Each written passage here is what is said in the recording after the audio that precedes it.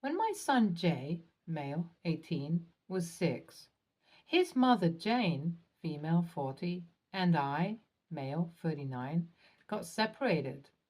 It was a bad marriage from the get-go.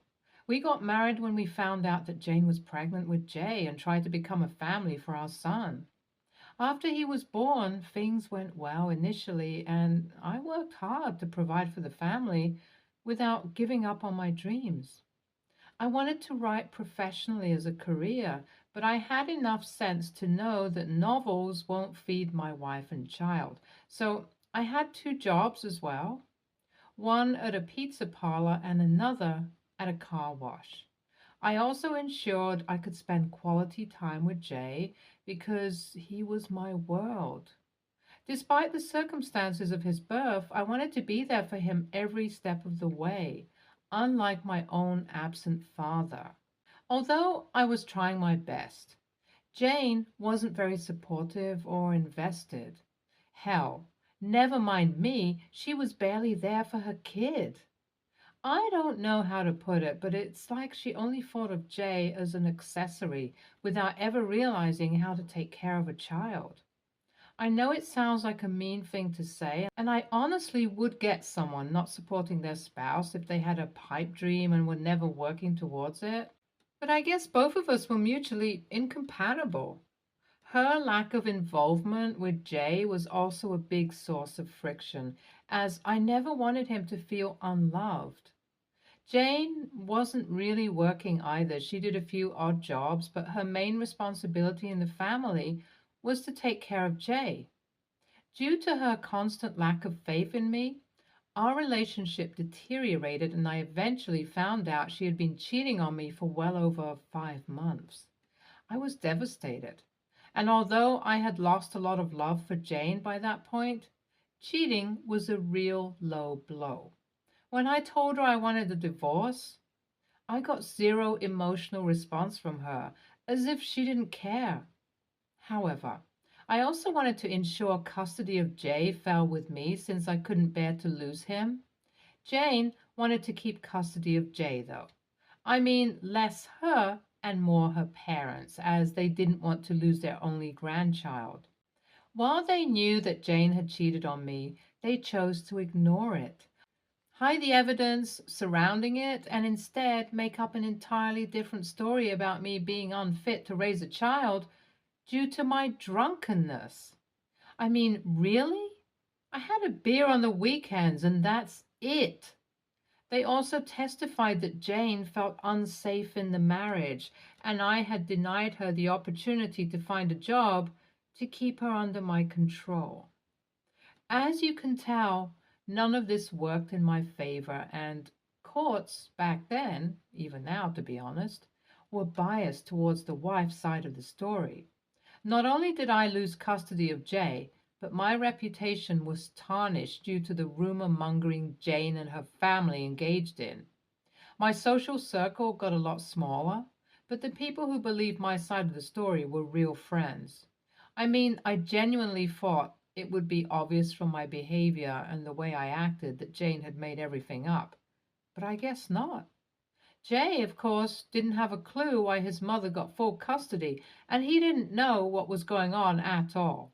For the sake of his peace, I didn't exactly rant about his mother being a toxic person in front of him either.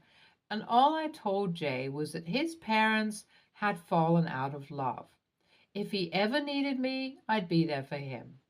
After that, I lost my favorite roomie and friend and could only visit Jay on the weekends. I pushed hard to have him come stay with me every now and then, but Jane kept putting roadblocks in the way. After that point, things went downhill for a while. Jane and her family slowly started poisoning Jay against me, while also not exactly treating him the best. They told him that I was abusive, and Jane constantly complained about me and the terrible things I had done. Credit where it's due. I do think his grandparents treated him with a lot of love and care, but Jane was a different story. She was quite negative about Jay's hobbies and interests and extremely controlling to boot.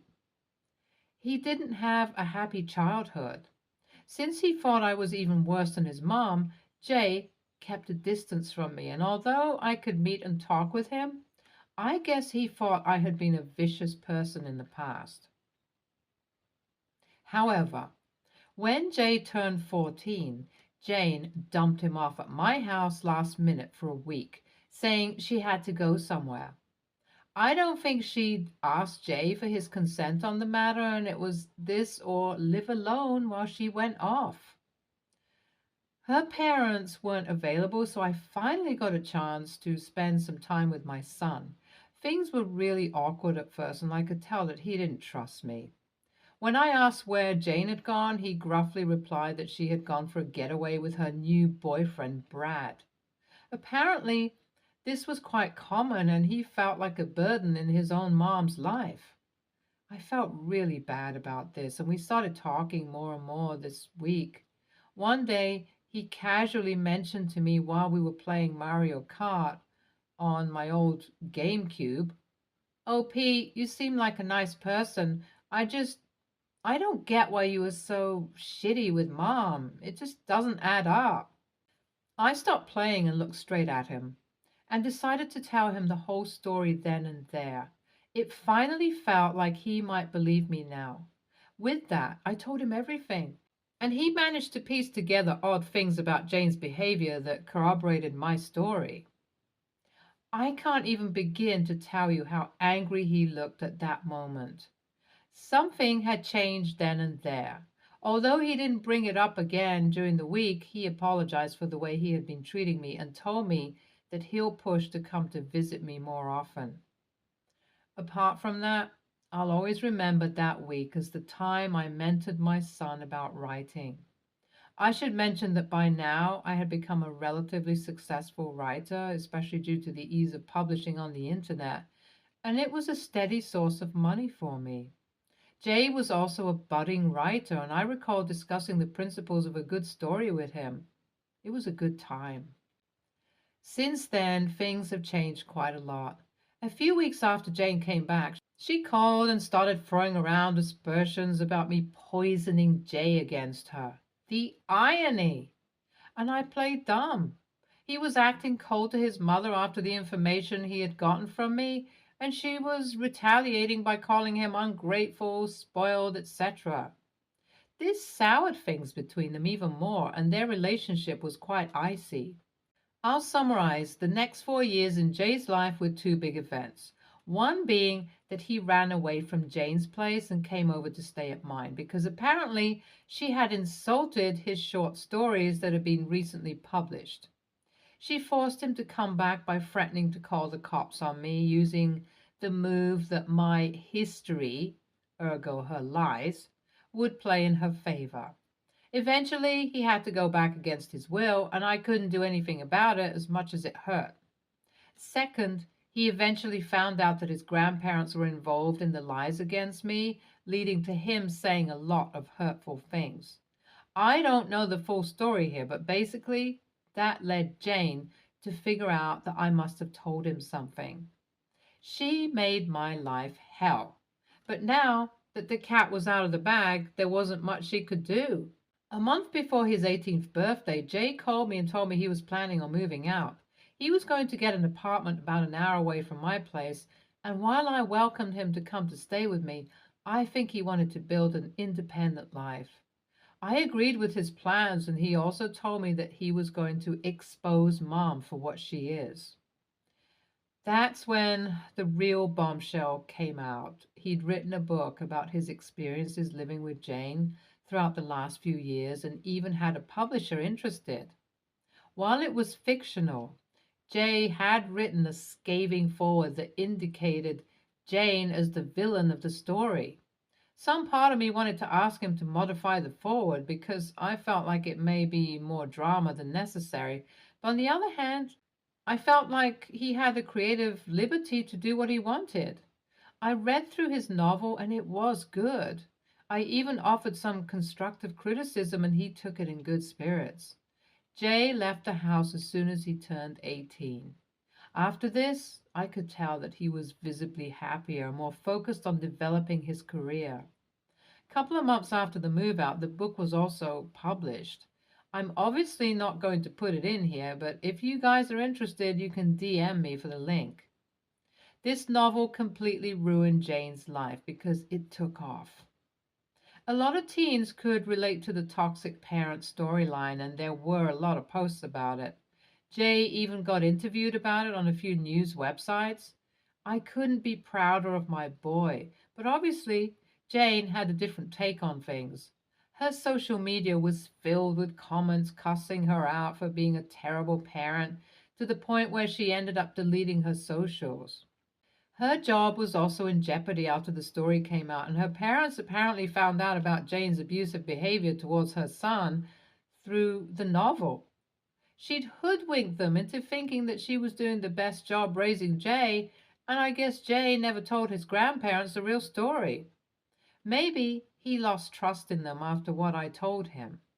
Jane's been blowing up my phone and thinks that I manipulated my son into writing this story to ruin her life. I mean, that's clearly not what I did. But I did encourage his writing and also contribute to the novel after I knew of its existence. Would it just have been better to modify it to be a little less scathing? Update 1. My ex-in-laws reached out to me after the book gained a lot of traction. They apologized for lying about my character and told me that they regret what they'd done. They also asked if I could speak to Jay on their behalf and make amends as he wasn't taking to them after he moved out. I agonized over their call for a while, as I know they love Jay a lot, but it's tough to put aside their actions from the past. I feel like Jay also has a say in this matter, so I'll speak to him about what he wants to do too. Update 2. Jay and I went to go talk to his grandparents, and it went quite well. I think Jay should retain a bond with them, and he's cool with that if he knows I'm cool with it too. Jane had apparently had a huge fight with her parents about their decision, but they told me that they decided to go low contact with her due to how terribly she's behaving. Update 3. Jane is filing a defamation case against her son. This is actually hilarious to me as I type it out. I'm no Columbia trained lawyer, but I know that this case doesn't have a leg to stand on, lol. NTA, and you went easy on Jane, in my opinion. I would have called her out way early. And I'm sorry you lost so much time with your son. Next story. I worked as a graphic designer in my aunt's small business. It was fairly basic stuff I did, but I took pride in my work and loved the freedom it gave me creatively. My aunt and I got on well prior to the business, but she became an issue to work under near immediately. It became cutthroat deadlines. No thanks and little pay, so I'll admit I got annoyed.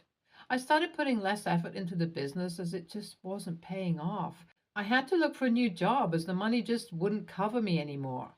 My aunt and family were disappointed in my lack of interest towards her business, but refused to listen to why I had to change. I still worked in the business with my free time, and I had accepted further pay reduction due to my now split priorities, but this apparently wasn't enough. My aunt came to me a few weeks after I had moved to part-time work and asked me to make up an ad for a full-time graphic designer. I was annoyed and hurt, but did it anyway. Since she wanted a full-time worker, I quit and submitted the ad to her as my final bit of work for the business. I went home and assumed that would be the end of it. A few days later, I get angry messages and calls from my family asking why I left the company when I knew my aunt was struggling. I was at a loss and called my aunt, who shouted down the phone at me. Eventually, my sister gave me the full story, which my family had been told. Basically, my aunt wanted me to move to full-time and thought the ad would be a good indicator of that desire, and she was devastated that I quit. At this point, I was exhausted, and the few days I had away from everything really reminded me how good it felt to relax. So when my aunt called me and apologized, offering me my job back, I turned her down. She explained she needed my work back and didn't have enough money to hire anyone else. assuming I would go back on my reduced pay. I still refused, and we haven't spoken since. Her business failed about a month later, and everyone is blaming me. NTA, and you didn't ruin your aunt's business. No business has ever gone under because their graphic designer quit. You are one symptom of a failing business. And as the owner, your aunt bears that responsibility. Maybe she's bad at running a business. Maybe it was the market. Maybe it was sheer bad luck. But it sure as heck wasn't because their graphic designs fell behind.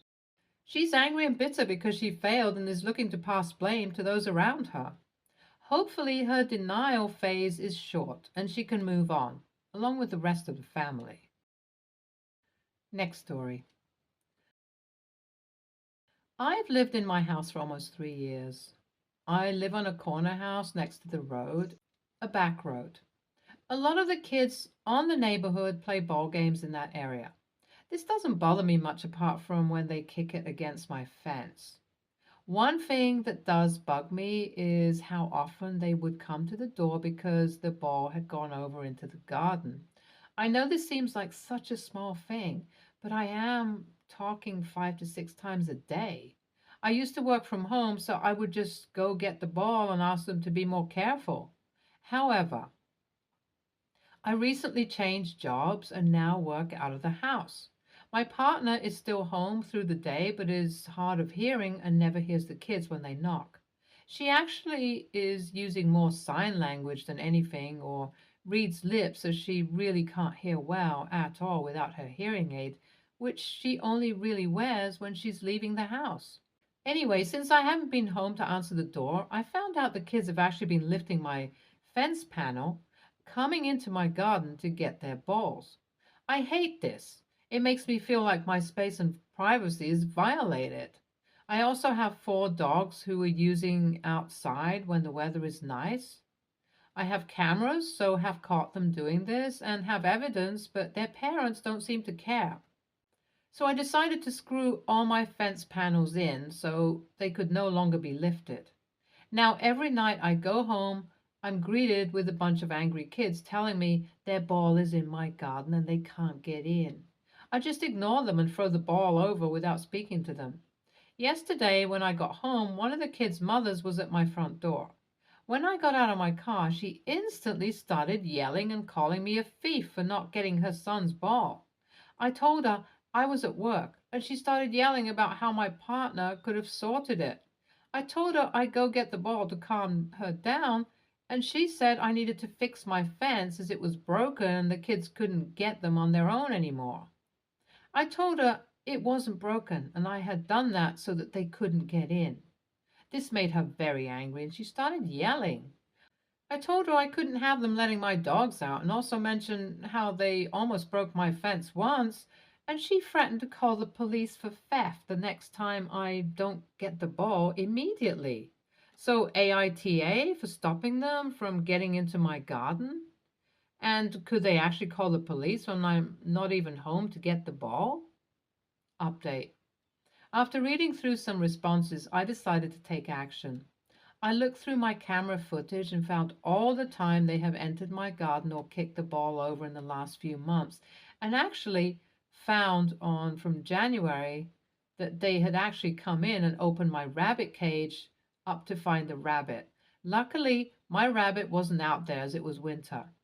Following this, I went to the woman's house and met her husband. I explained what had happened, and although he wasn't yelling like his wife, he did not seem to care. So I explained I have evidence of his son trespassing on my property, damaging property, and evidence of potential theft, since he was opening my rabbit cage and pulling on my shed door. At first, he tried to laugh it off, but then I pulled up one of the videos on my phone and told him I was reporting this to the police. He stopped laughing and apologized and said he would speak to both his wife and son and to please not involve the police. I politely thanked him and left. On my way home, I ran into one of the other parents and filled her in on what was going on. She immediately apologized for her son's involvement. Her son had never entered my property, but has also lifted the fence and kicked the ball. She assured me he would be grounded and have the footballs taken away from him, and told him if they ever do it again, I should pop the balls. I did call the non-emergency number and got it all logged and the video sent, and the kind lady on the phone informed me if it ever happens again, I can call and press charges. I can actually press charges now, but she advised me to wait as they will only get a warning as this is the first time it's been logged.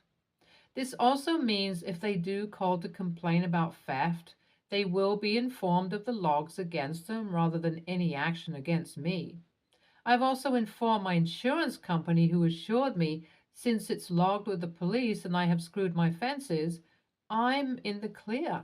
But they also recommend I get a no trespassing sign, so I will do that at the weekend.